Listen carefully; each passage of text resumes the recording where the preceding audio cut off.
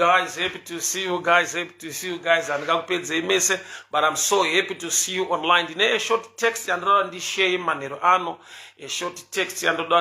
manhero ano, Romans 10 verse 17, Roma 10 verse 17, Romans 10 verse 17, and the Bible reads, faith comes by hearing, and hearing by the word of God.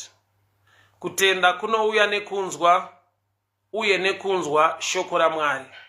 Kutenda kunouya nekunzwa, uye nekunzwa shoko la Mwari. So ndatitsanangure kunzwa kuri kudescribwa pano in two dimensions. Kutenda kunouya nekunzwa, uye nekunzwa shoko la Mwari. Faith comes by hearing, and hearing by the word of God. Shoko la Mwari is a spirit word. Shoko la Mwari ukada kuti urinzwe, zvinotoda nyasha nemweya wa Mwari kuti ugone kurinzwa. Number 1. Number 2, warinzwa rinokuita mhando yemunhu rinokusvitsa pa level yekuti unenge wane manzwiro akakrietwa neshoko akurarama mauri than kunzwa kwenzeve yako. Kunzwa kwekutanga ndichitaura kudai, kunzwa kwenzeve. But kana riri shoko raMwari riri kuparidzwa namanje, pane kunzwa kunobuildwa nelevel of knowledge in you. Samuchiona hatifanane zvatinonzwa nemanzwiro nekuda kwezera uye nehukama naMwari uye nekuda kwamweya mutsvene rematiri anotikonzera kunzwa, uye neshoko raakurarama matiri rinokonzera mamwe manzwiro. It's a bit complicated, but I'll try to break it down. Kutenda kunouya nekunzwa, faith comes by hearing, and hearing by the word. So there is a hearing by your ear, and there is a second level of hearing that comes by the word. By the word, which means the level of the word or knowledge in you concerning the word.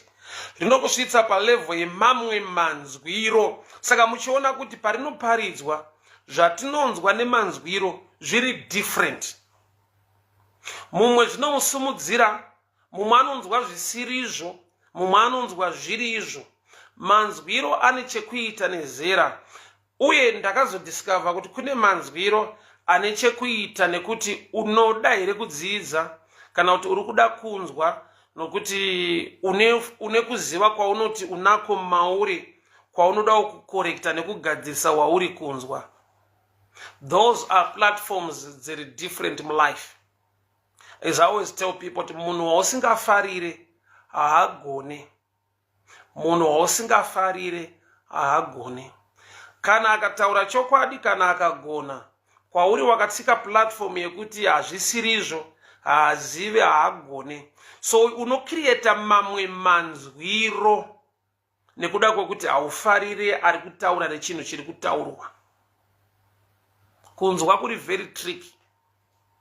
Chakanaka chikataurwa nemunhu wausingafarire, chinonetsa kuti uchinzwe sechakanaka kana kuti chiri correct, nekuda kwekuti already uri pa platform yekuti munhu uyu, let's say mufundisi, haana kudanwa, kana kuti munhu uyu haana Mwari, kana kuti munhu uyu handimufarire.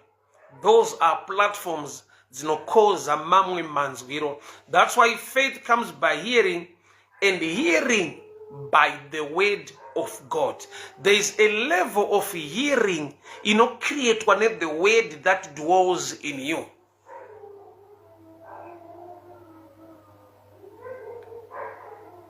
Number 2, there's a dimension of hearing inoitwa nemunhu anzwa the whole message, neimwe hearing yemunhu anzwa part of the message or one line.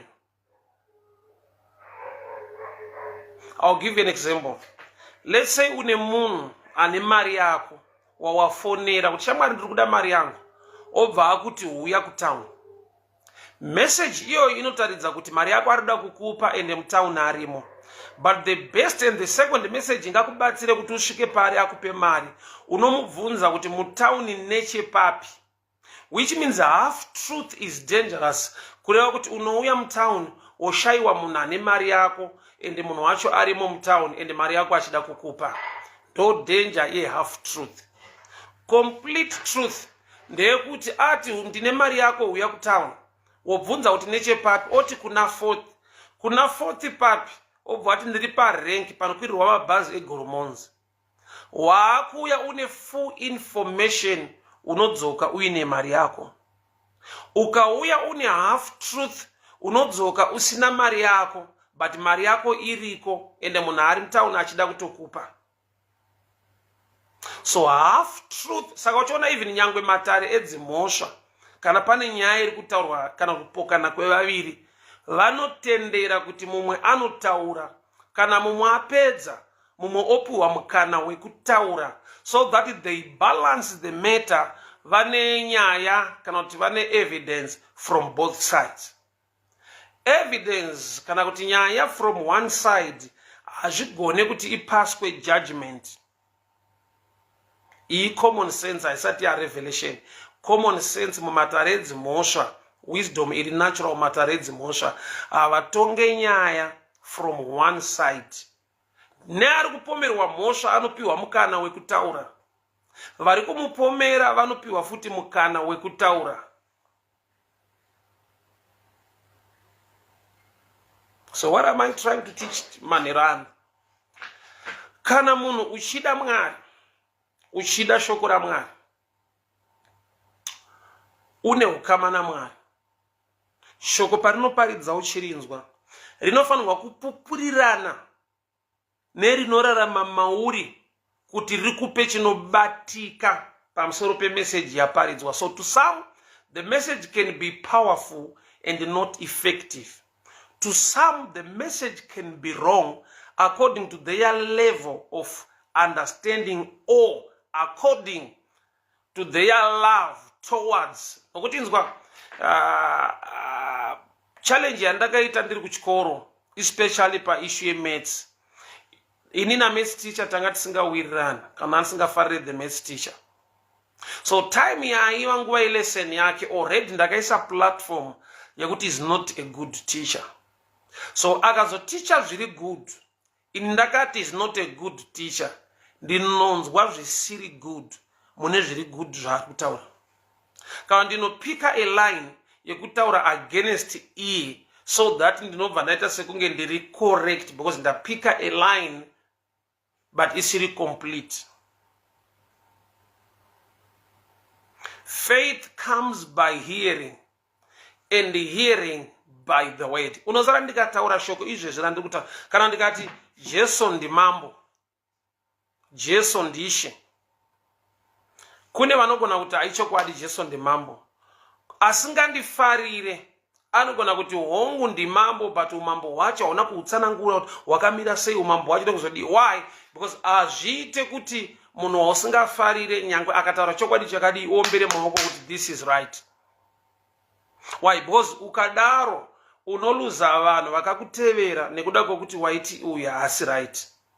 So uri patight kana une the people who clap hands to you, who follow you because you hate someone. So if God uses that someone to preach the truth now, you are supposed to defend ruvengo rwako paari kuti hachizi chokwadi hazvisiri izvo hazvisiri izvo nokuti Mwari havadai.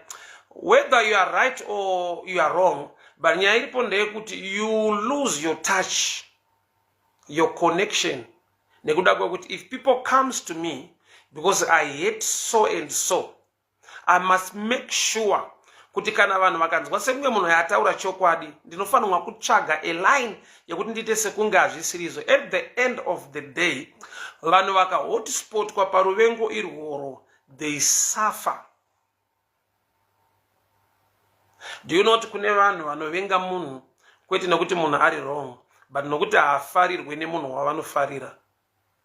That's a dangerous thing in life, chekuti nemunhu wausingazive, wausati waona, but kana asingafarirwe nemunhu waunoziva wawakaona, zvapachena kuti you take side remunhu waunofarira, ende munhu iyeyo you must make sure kuti anobuilda chinhu chinoita kuti urambe uchivenga, because at the end of the day ukafarira munhu wausingafarire nokuti agona, you lose support and people who follow you because wakati ninge hasi right.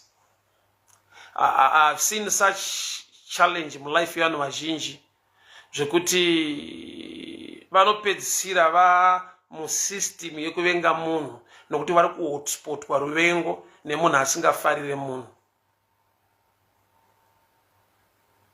So nauye kunzwa shoko raMwari richiparidzwa, ndati number 1 ndatora Romans 10:17, faith comes by hearing and hearing by the word. That's a dimension iri mushoko raMwari rekuti kutenda kunouya nekunzwa. So pane kunzwa number 1 kwenzeve kwemunhu wese. Shoko rikataurwa wese ane nzeve anonzwa. But ukazonzwa Jesu achiti ane nzeve dzekunzwa ngaanzwe zvinoreva mweya mukereke, ane nzeve dzekunzwa ngaanzwe zvinoreva mweya mukereke. That's another level yekuti hauchanzwa zviri kureva pastor, but waakunzwa zvinoreva mweya, saka unozvinzwa nenzeve dzemweya. Dzenyama dziri natural zvinoita kuti unzwe mufundisi, but the spiritual iyene the level you have in him zvinoita kuti unzwe kutaura kwamweya.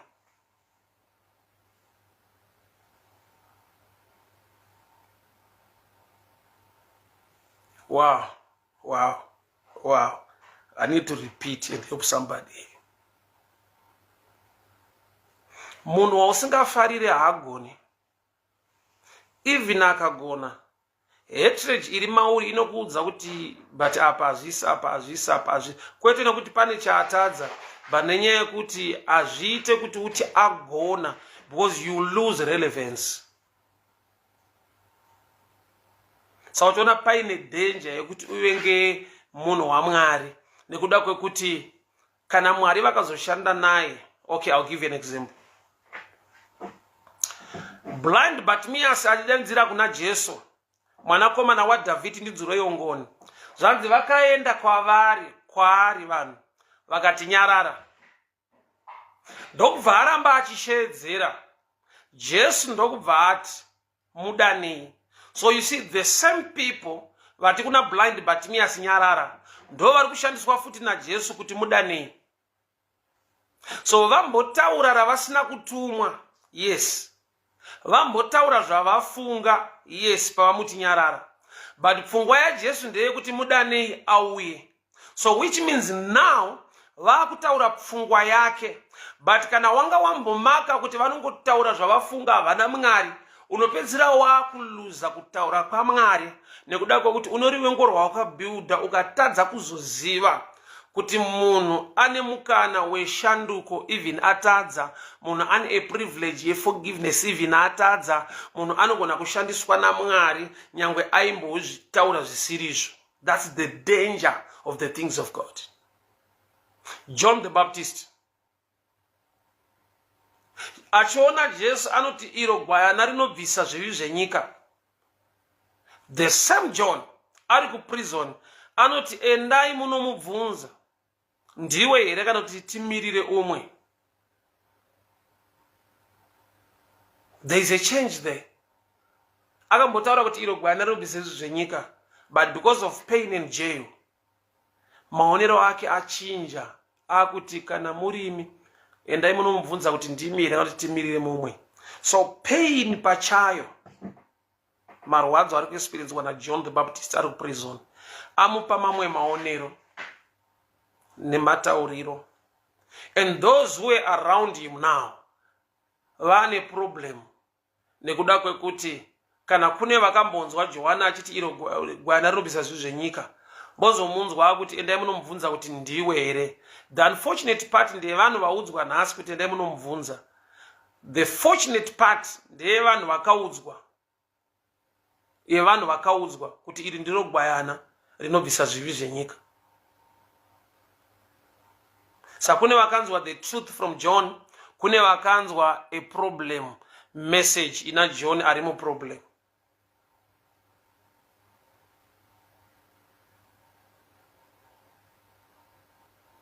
Okay.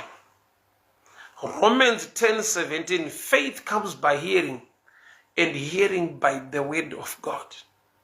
So pane kunzwa kwenzeve kwemunhu wese nekunzwa kwevana Mwari vane shoko raMwari mavari vakupiwa mamwe manzwiro namweya uye vachishandisa nzeve dzemweya.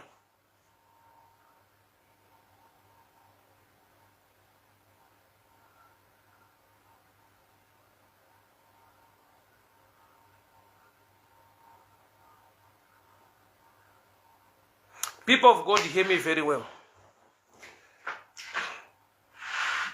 Shoko raMwari haurinzwe nokuti wakangwara, but unorinzwa nokuti mweya waMwari uri mauri, unopupurira shoko rawakunzwa kuti ndiro here kana kuti harisi. Ufunge nezera remunhu rinokonzera manzwiro. I was relating example yandaitaura kuti tiri kudomboshava kumusha kuti gogo vairara vabika kuti tumukire kumagadheni mangwana. So makarara imomo sevakomana vaiuya voti vakomana imi zvamuri imi mugozodya nyama iyi.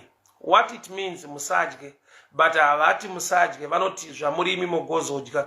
Iyoyo message panzeve inoita kuti ufungidzire kuti tatenderwa kuti zvatiri sitogodya. But maturity inokuudza kuti zvavari kutaura hazvisizvo zvavari kureva, vari kutirambidza.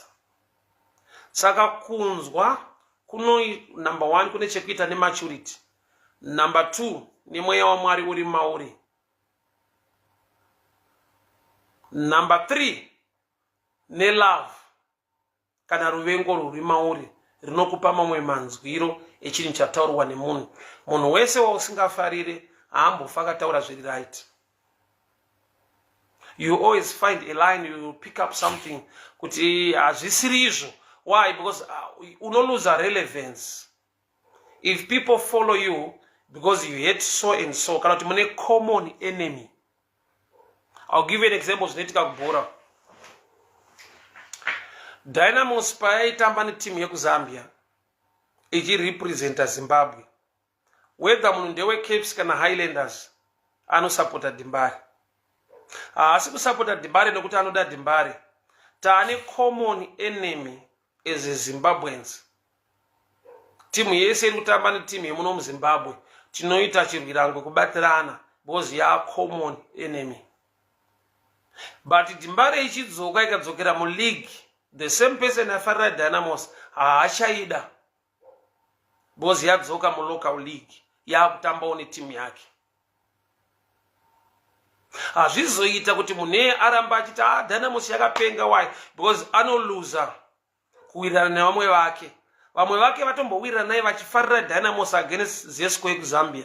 But kana Zesco yaenda Dynamos yakutamba neHighlanders, munhu waHighlanders akatanga kuti Dimbare yakapenga, anodzingwa kumasapota kubeira Highlanders, vanhu havachamufariri.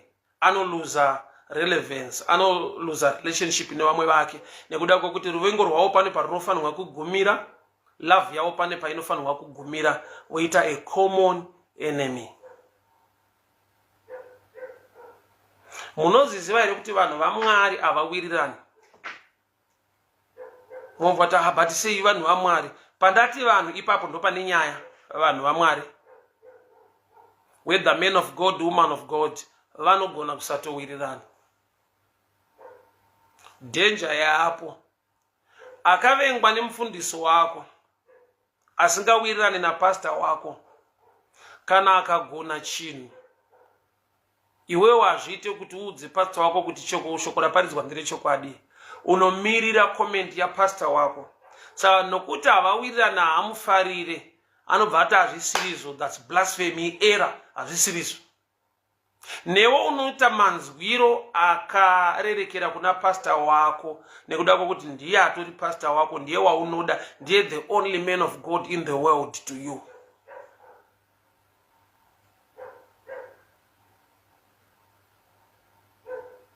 Danger iripo ndeyekunzwa wakatsika platform yeruvengo kana kuti uri biased towards whosoever you call your man of God or your woman of God.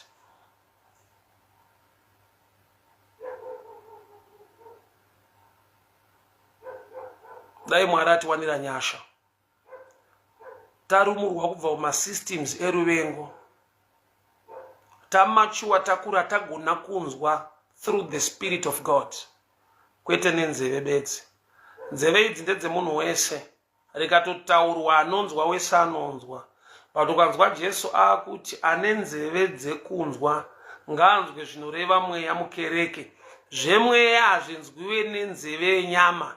Zvinonzwika nenzeve yemweya. Nzeve yemweya chii? Number 1, immaturity. Number 2, love yako towards the things of God.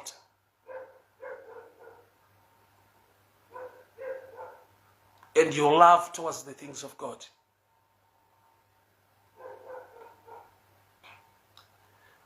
Do you know, hakuna shoko raMwari ringaparidzwa nemunhu anonzwa Mwari kana kuti ane mweya waMwari rinomhura kana kushoropodza shoko raMwari iye achiparidza shoko raMwari. Panogona kuva nemanzwiro asiriwo kana kuva nehalf or not complete truth pachinhu chataurwa. Ogerekanupemenzaniswa. Jesu paanotaura achiti kutenda kwenyu kwakasaita sekwemafarisi, kutenda kwenyu kukaita sekwemafarisi hamungapinde ushe hwaMwari.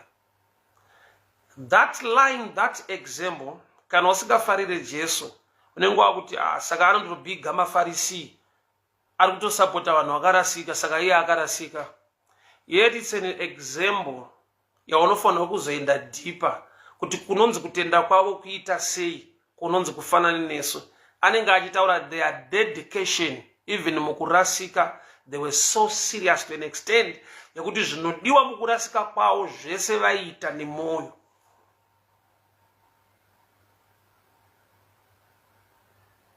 People of God, hear me very well. If you don't mature in the things of God, unoshandiswa. Akavengwa na pastor wako kana akaparidza chokwadi ya Kristu, hauzvigamuchira, haufare, enda haukure, enda una chaunodzidza. Why? Because you wait for your men of God to comment on that.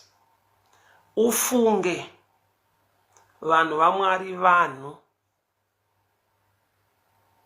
That's why I always tell people who listen to me kuti I'm not the only preacher. Even a teachable spirit from different men and women of God. Why? Nekuda kwakuti mweya waMwari unenge uri mauri, kwauchaparidzirwa ikoko ndiwo unofanirwa kukupupurira. Ufunge nhau yekunamata Mwari inosvika palevel yepersonal relationship yako sedunga munhu naMwari wako. Baba vedu akati, munhu waMwari akati, baba vedu akati, munhu waMwari akati, munhu waMwari akati ninga asi right, munhu waMwari akati ninga asi right. Mwari vanoti kudii? Nemunhu akanzi nemunhu waMwari wokuchechi kwako haasi right. Unoziva kuti hakusi kupanduka kutsvakawo Mwari sedunga munhu. Mwari wopota vachitaurawo mauri vachikuonesa. Because inzwaka munhu wandakavenga inini haagone akatogona. I make sure ndine zvandatsanangura kuti arambe achinzi haagone. Saka ndichiti vanhu vaMwari vanoda kunamatirwa varegere kuzara ruvengo to an extent yekuti vanokuvadzisa vana. Zvichida anotoziva kuti chataurwa ichi chokwadi, but achitaura wacho. Saka I'll find a way yekuti nditi hazvisirizvo, so that vana vangu vanonzwa kuti baba vedu vanesu ende uyo akarasika. Saka you be by all means, from all angles of life, pese pashumirwa vhangeri unotsvaka kuti ningaparidza kuti kudii, ningaparidza kuti kudii, ningaparidza kuti kudii. Why? Because wakabuilda vanhu kwauri uchiti vese vakaipa. Saka vese waane task yekuda kunzwa kuti vari kuti kudii pavari kuparidza. Ende chese chawanzwa unotoziva kuti nevana vako vanozonzwa. Saka unokasika kuti ninga asi right pakati, ninga asi right pakati, ninga asi right pakati, ninga tukanganisa pakati. Dambudziko nderekuti kuti uchinzwawo kuti Mwari vanoda kuti uti kudii, unenge watoti muCID wekudenga.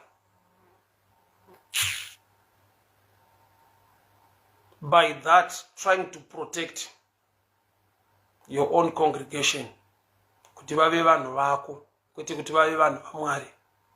Imwe danger iripo, munhu waMwari anofa. Number 1. Asati afa munhu waMwari anogona kufa pamweya zvekuti haana chemweya chaMwari chaanonzwa, but anotsvagawo kuti ninga akatiwo kudii uyo, but ninga asi right. Next week ane uyu, because vanhu vaMwari vakawanda, saka gore rinopera kuti every week unongoziva kuti this week ndikabata ningi, next week ndobata ningi, vakazokangana ndozodzoka kune uyo watakambotanga uyoye, tinotsvagawo kuti amborova ripi this week tovatapikisa. And the congregation yawakafidha zvinhu izvozvo yajaira inozvifarira. You become powerful not by preaching Jesus, but by being a man anoudza vanhu pamusoro pevamwe vanhu, because malevels evanhu mukukura mukunamata takatosiyana. Kuno kuti even akasanyora manotsi paparidzwa, but akanzwa kuti muparinga itsotsi, anoenda kumba kwake aine joy yakazara so. Kunzwa kuti muparinga nasaudziridzwa hasi munhu waMwari. Let me tell you people, my era harisi vhangeri zviziviso. My era will not change and transform your life. And who knows if whether that era is wrong zvechokwadi or not.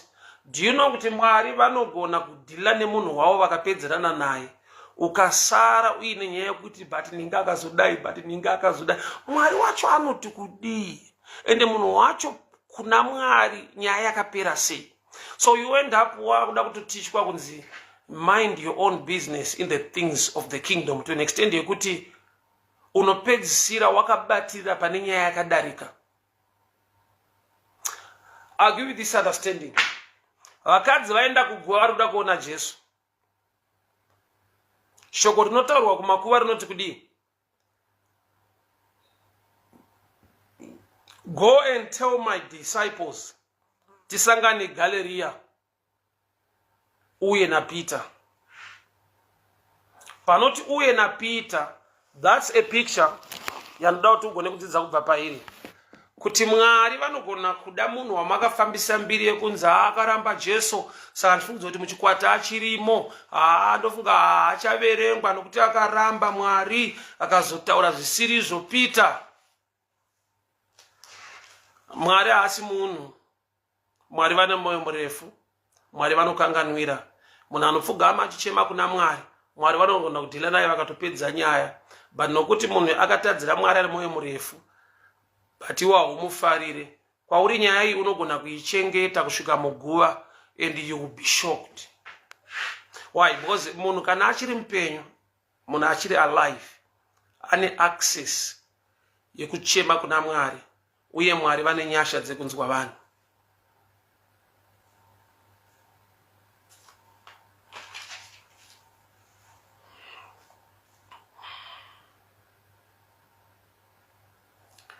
Mark 16 verse 7. Asi endai munoudza vadzidzi vake uye na Peter kuti unokutungamirirai Galirea, muchandomuona ikoko. I'm using a shorter version. Mark 16:17 is so touching and so powerful kuti ugone kunzwisisa kuti dzimwe nguva kuita kwaMwari kunodai. Peter waramba Jesu kuti andimuzive, but Jesu haasi kuramba Peter.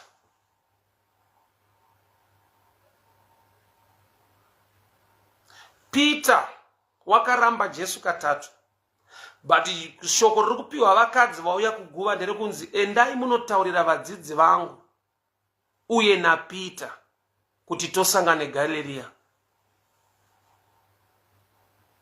Tell my disciples and Peter. And haasi necessary dai panga pasina problem yaitika kumashure pakati pa Peter na Jesu yakuti Peter wakaramba Jesu katatu. So nawe yakafamba kune vakainzwa ndeyekuti Peter haasi murume kwaye pamberi paMwari. Mwari havatombomudi, akatoraswa because akatevera, but akanoramba tenzi katatu.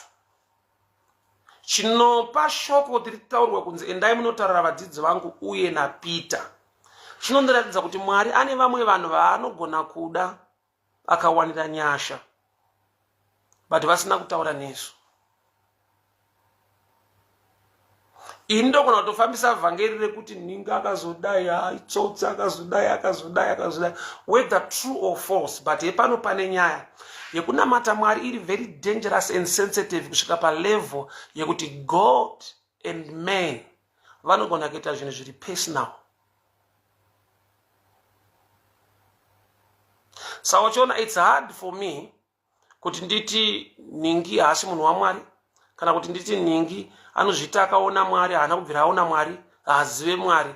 Why? Because kune zvinoitwa naMwari nevanhu vake kana kuti nemunhu zvisingazoinvolvawo mapasta kana vamwe vanhu.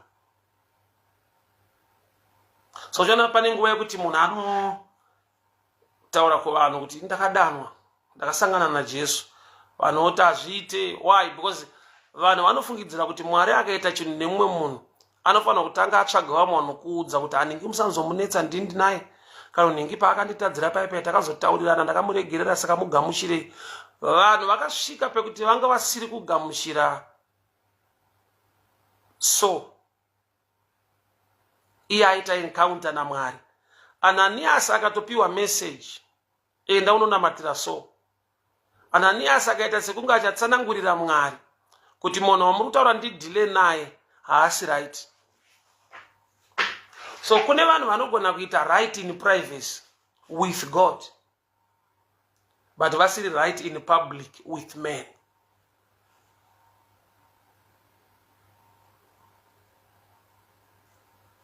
Dai Mwari watibatsira, dai Mwari watiwanira nyasha manerano. Faith comes by hearing, and hearing by the word. So pane hearing yenzeve iya haina nyaya. Saka Jesu achitoti ane nzeve dzekunzwa, kurati dziriko dzinonzwa dzimwe nyaya, but pane nyaya yaunofanirwa kunzwa. Ane nzeve dzekunzwa ngaanzwe zvinoreva mweya mukereke. Faith comes by hearing, and hearing by the word. So hearing iri kunzi by the word, it's another dimension. So noti Jesu pane paaita akataura vanhu vaiti blasphemy, blasphemy. Why? Because vanenge vatonzwa zvaataura, but vasinganzwe zviri deeper zvaari kutaura through the spirit. Kangani Jesu achinzi ari kuita blasphemy, ari kuzviita akaenzana naMwari, ari kuzviti mwana waMwari. Vanhu ivavo vaitomuti blasphemy vaida Mwari zvokuti fe, but the level of hearing vanga vasati vaidevelopa zvekuti vakapedzisira vakuti Jesu ari kuita blasphemy. Inzwa pese panonzi pari kuitika blasphemy pane munhu anenge aita manzwiro.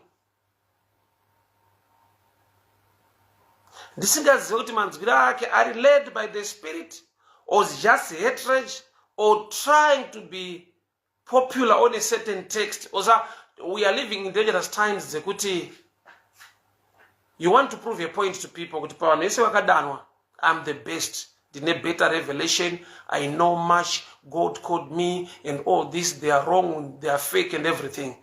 To an extent yekuti unopedzisira vakukorekta zviri correct kuti ukipe relevance, because hazvizoita kuti uti ninga anogona iwe uriwa chete unogona. Ndo danger iripo manje.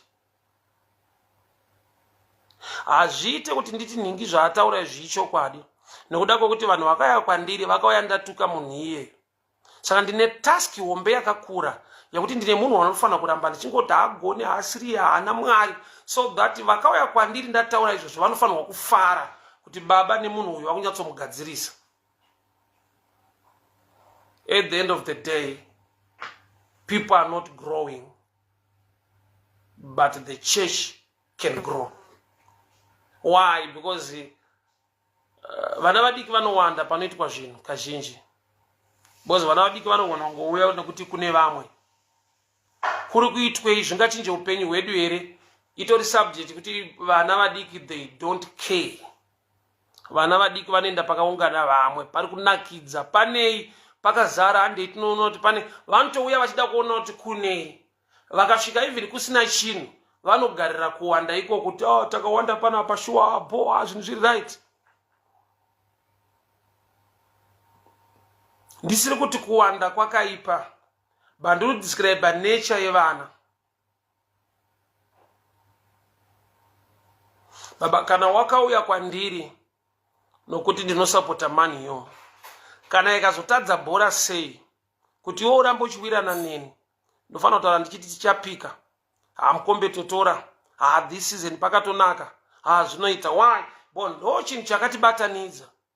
Tikabatanidzwa nevhangeri rekuti Jesu ndimambo, dzimwe nyaya dzinoitika dzese haisi nyaya, nekuda kuti rakatibatanidza ndere pamuchinjikwa,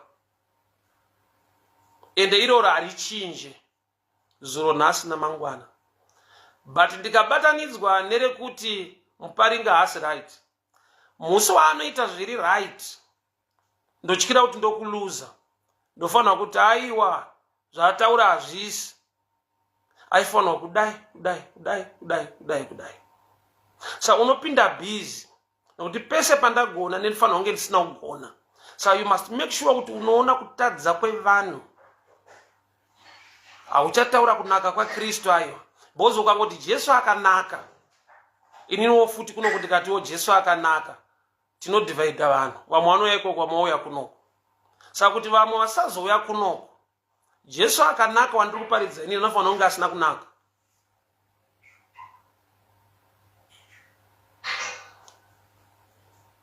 We preach Jesus to win souls. We talk about others to win members. And the danger members akauya nokuti ndakatuka ningi, havauye kuzonyora manotsi, vanouya kuzoseka, havauye kuzokura, vanouya kuzoungana nekufara. Ningi nhasi apedzerwa, ningi abatwa, ningi agode, ningi azodai. Uchatoona kuti akatakura bhuku remanotsi rekunonyora kuti akure nekudzidza, hakuna chinonyorwa, nokuti zviziviswa hazvisi worth kunyora. Kuti aprofeti ningi vakaba, chechi inofara yoseka yobva yati saka wedu haabe ari right. Why? Because hazvizoita kuti ati profeti ningi vakaba nenuwo ndinombobawo, you lose people. So when you try to be the best, to be good, you will always have a burden yekutanisha nekutaura zviri negative against others. And the people who come to you and love you for that is sign yekuti vanenge iwewe. Every level of life, whatever you do, you attract people.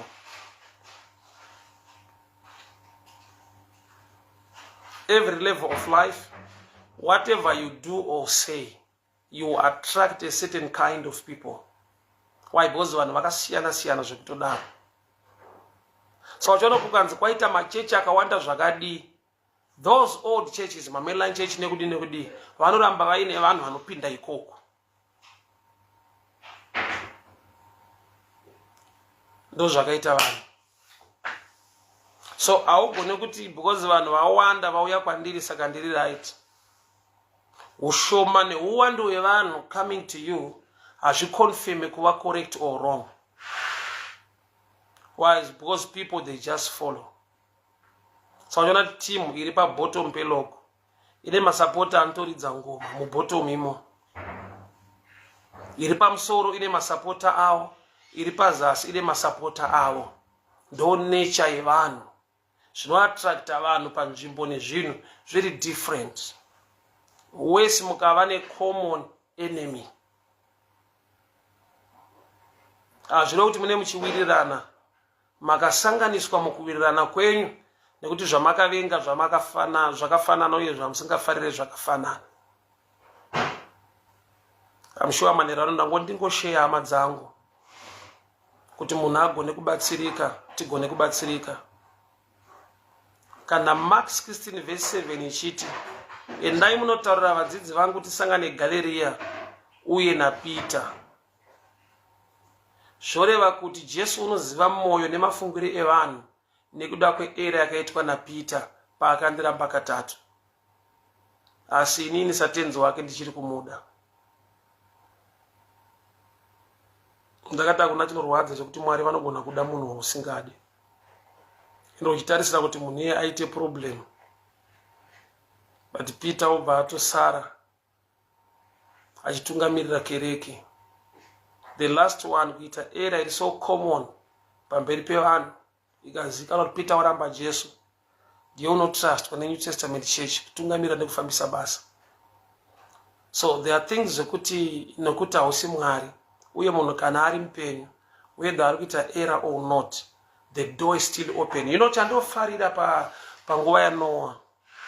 Noah nyange wapiwa the task to construct an ark, he had no right to close the door. Bible rangu wrote, and the Lord closed the door. Maybe I need to open the scripture. Ndokurwadza kwazvinoita kana uri munhu anorwadziwa nezvinhu zvaMwari. Nyasha dzinonakidza hadziitirwa, dzinobohwa kune vasingafarira kudziitirwa.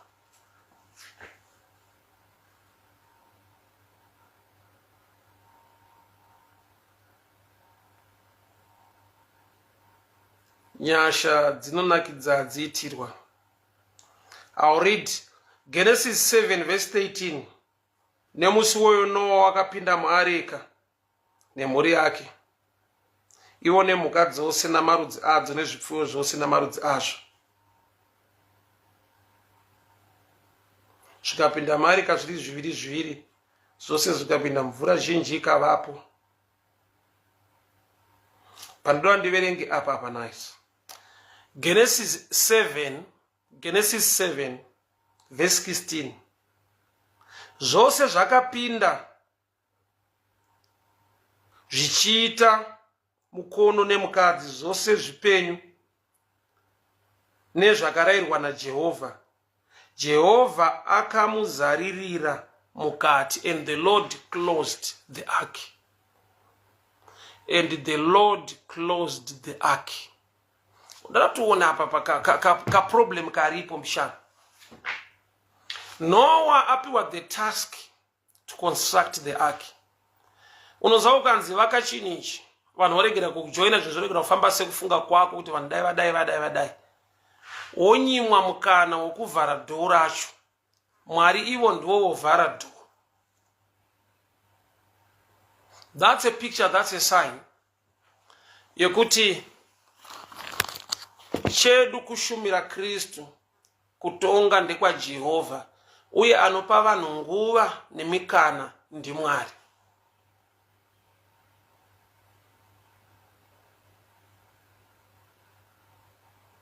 And the Lord God closed the ark, not Noah.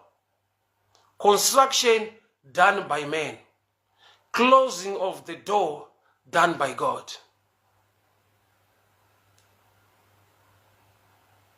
Hauna simba rekuvharira vamwe. Vhangeri renyasha raKristu kutaura kunaka nekugona kwaMwari. Kune munhu wokuti ndikaparidzira inini anogona kuramba kutendeuka kwacho, asina kuramba Mwari, but nokuti handifarira handigamuchire. Saka Mwari vachitidana takawanda. Kuna asingafarire kuchechi kwandinopinda, but anofarira kushumirwa kwaKristu nyange Mwari vachishanda neni. Sautona harisi vhangeri rekuti kwamuri ikoko makarasika pindai kwedu budai dzenyu venyu havazive nokudii.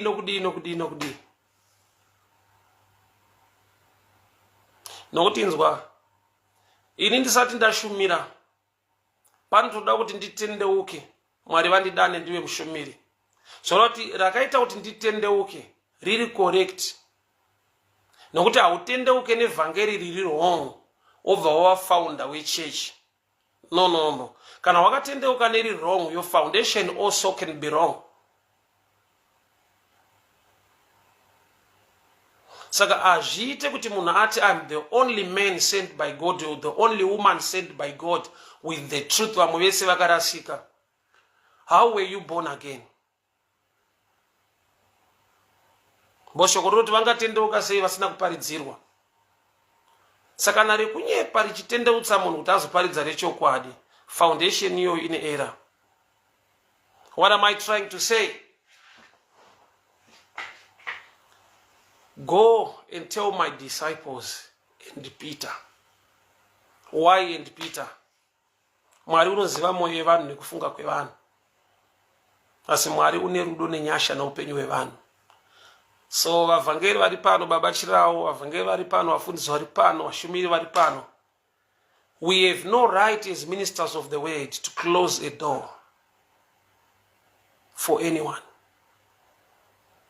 Mwari akatiwanira nyasha, akatipa nguva pataitomboramba shoko kusvika titendeuke. Achinawo mwoyo murefu kuitira vamwe vanoramba kana tichiparidza, but vanogona kuzotendeuka nekushumirwa kuchaita nevamwe.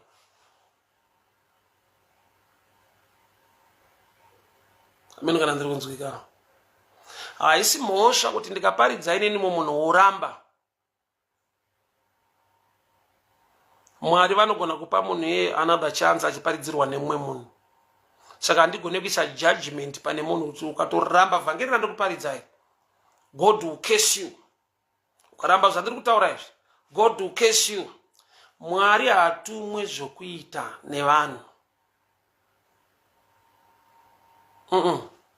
Mwari unoita sekuda kwake. Saka patinoita prayer tichiti kuda kwenyu ngakuitwe, unoti patinoti kuda kwenyu ngakuitwe handina kwangu here kwandoda kuti kuitwe. But he order yescripture, hear the Lord's prayer, let thy will be done, thy will, kuda kwenyu Mwari. So Mwari vakada vakanzwa tsitsi neupenyu humwe munhu wandisiri kufarira, kuda kwawo ndokunoita prevail.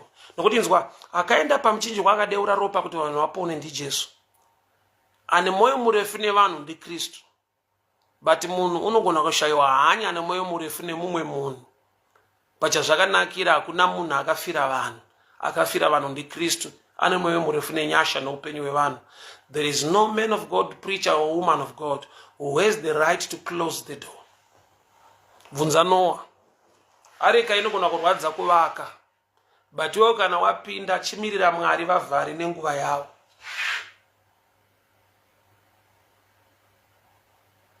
No right to close the door. Kunyima vamwe opportunity nemukana.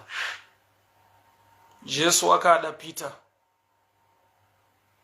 Sekuti wakaziva mwoyo vanhu nekereke yaasiya. Mark 16:17. Anoti go and tell my disciples and Peter that we meet in Galilee. Panoti end panotaridza mwoyo murefu nenyasha dzaMwari. Kumunhu anga apiwa judgment nemaonero evamwe vanhu.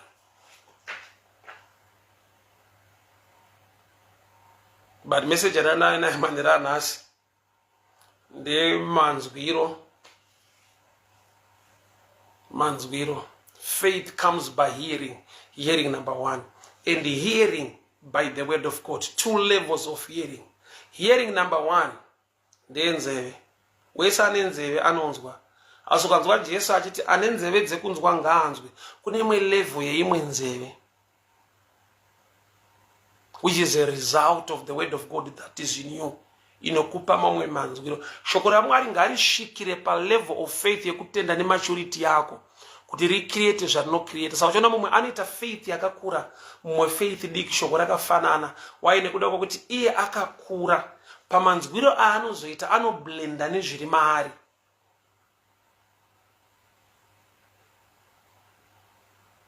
So ndakazodiscover kuti zvimwe zvatinoti zviri wrong, tisu tinenge tiri paplatform iri wrong, kana tisiri mature pamanzwiro. Zvaunozoona kuti ukakura zvimwe zvawaiti zviri wrong hazvisi. But the level of your reasoning ndo yakakupa that judgment, not the Spirit of God.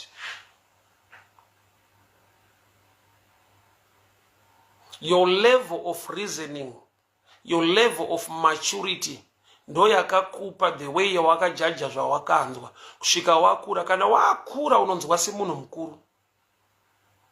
Kana uri mudiki unonzwawo semwana mudiki. Chikoro primary kuti nemetsi dzataita dzatisinganetse manje. Kwangonzi 2 - 5 vatokosumudza ruoko what it can't. But it can't ese ndakazoona kuti kune level yekuti anowekeka. It can. Kune kwainobuda iri it can. Yotokupa answer. But gorera wakati it can't kumashure makomberera namaoko. Sa ukaattracta vanhu same level lako, vanobeliever in you, vasina a mind iri open to learn and to grow, but vanovapa level yako as a benchmark Tichataura pastor wedu ndicho zvaafunga ndizvo, munhu asingadi kana Mwari hamude munhu iyeye atori wrong kudenga haendi. You breed a generation yevanhu vanokukuvadza uye uchivakuvadza, wakavanyima a room to learn and a room to grow.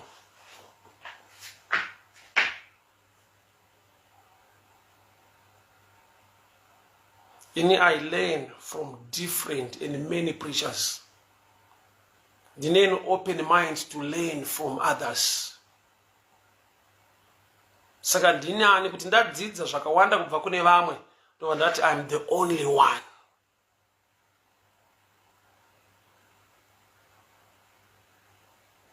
Mhiripiri inovava at a certain level. Mhiripiri inonaka zvekuti ukaishayiwa mumuriwo unotonzwa kuti panapa pane chashota. Zvinofarirwa nevati kurei zvinogona kusafarirwa nevadiki. Vadiki vachiti chinhu hachiite chiri wrong, kune vakuru vanoti chinhu tikachishaya zvinozoita zvifambe zvakanaka. Hama dzangu, Mwari werugare vakuchengetei, Mwari wenyasha vakugonesei.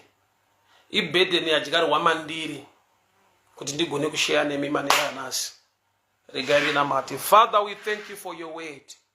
We thank you for your grace. We thank you for your favor. We thank you for your love and your mercy. Nyasha dzidururwe mukudarika kwedu kose Baba, takumbira rudo rwenyu nenyasha. Mutsvene wakatendeka, Mwari wamasimba ose, ngarikudzwe ribatwe neutsvene, nokuti munotida Baba. Ropa nemvura zvakerera pamuchinjikwa, shoko rikati ani nani unotenda unoponeswa. Takumbira nyasha kufukidzirwa neropa regwayana, kunatswa nekugoneswa nemi. Zita renyu rikudzwe riremekedzwe. Takutendai nechipo cheupenyu kutichengeta nekutirwira, muzita raJesu Kristu weNazareta. Amen. People of God, God bless you. Vanhu vaMwari ropafadzwai, nyasha dziwanzwe, mutsvene akuchengetei nekukugonesai. Tisanganiswe zvakare. Ndine ma-announcements andinoda kupa. I'll be traveling. Ndichange ndiri kumusi wa 12 September. 12 September I'll be in South Africa. Kunonzi kuBrits. 3 days conference. 12 to 15 I'll be in South Africa kuBrits.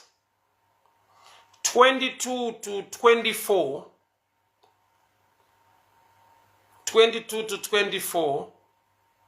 I'll be in Kempton Park.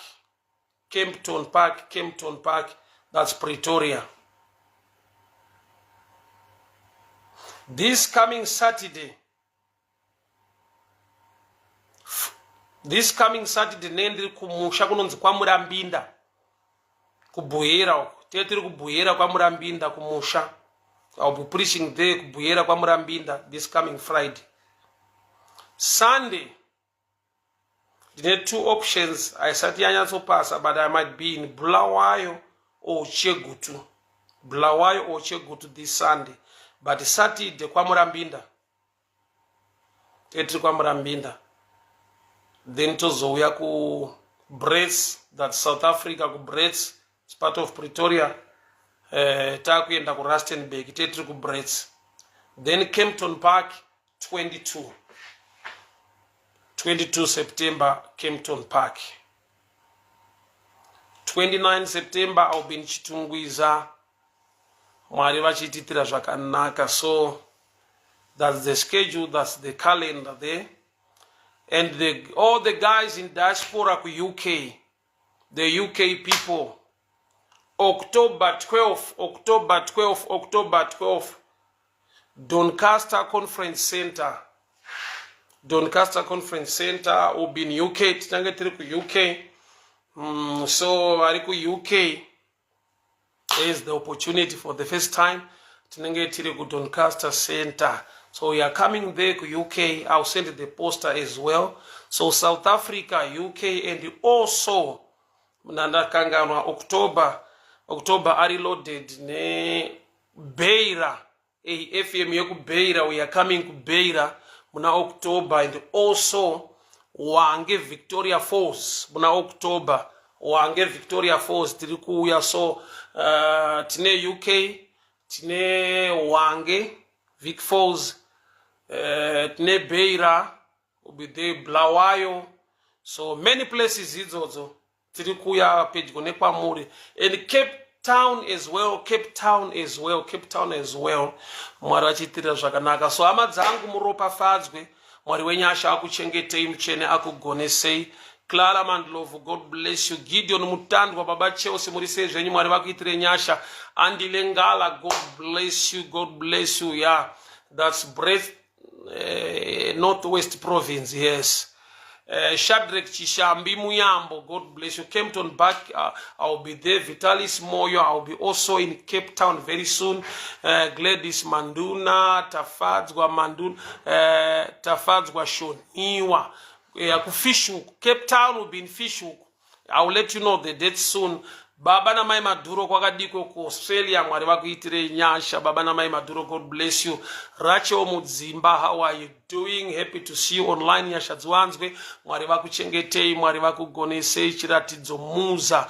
God bless you. Clemens Dzinoreva, Brain Chikandiwa, David Chakala, how are you doing, my brother? Pakadiko pa Deben. Yes, I'll be coming Deben as well. Ndichange ndiri ku Deben soon, but October I'll be in Deben. I'll let you know the dates as well. Mwari vachiitira zvakanaka. Gweru, I'll be in Gweru 6 September. So ndichatanga neGweru 9 Sandabuda out. I'll be in Gweru 6 September. Then 12 Breast, that Northwest. Mwari vachiitira zvakanaka. Innocent Polite Mutize, God bless you. Munyamati Mujewe, God bless you. So I'll be in Doncaster, that's Yorkshire. All right. God bless you, God bless you. Simba Thomas, how are you? Junior Katiza, God bless you. Jimstone, yeah, I was in Jimstone 2 weeks ago. Innocent Chirao, God bless you. Tafadzwa Chabuka, Agnes Chimeri, God bless you. My boys, my Ali, God bless you. Precious Ruzidzo, may the good Lord bless you. Emily Chimombe, Kudzaine Marata, Fadzwa Nota, Richmond Munembi, God bless you. Emmanuel Suwai Muchimadina, Willpower, Makadiko munowashe. Mwari vakuchengetei, Mwari vakugonesei, Mwari vakuchengetei muenda mberi. We're happy to see you online. Mwari vakuitire nyasha. Baba Mvuri na Mai Mvuri, God bless you. Honest Maruofa, Kudzaine Mara, Morris Zoya, Isaac Zulu, how are you? Brighton Tivana, God bless you. Grandview Solar System, how are you doing? Givenchy Mahlebeza, God bless you. Innocent Chirao, Agnes Chimeri. So bye bye guys. Murare munyasha, Mwari vakuchengete. Baba ndataura nyasha, ndataura favor. Vana venyu zvavanobata nemaoko zviropafadzwa, zvavanoshuwira semhuri zvizadzikiswe favor neprotection yenyu muwanano nemabasa neupenyu hwavo muzita raJesu Kristu weNazareta. Amen. Bye bye. God bless you. Bye bye. Bye bye. God bless you. God bless you. God bless you. God bless you. Bye bye.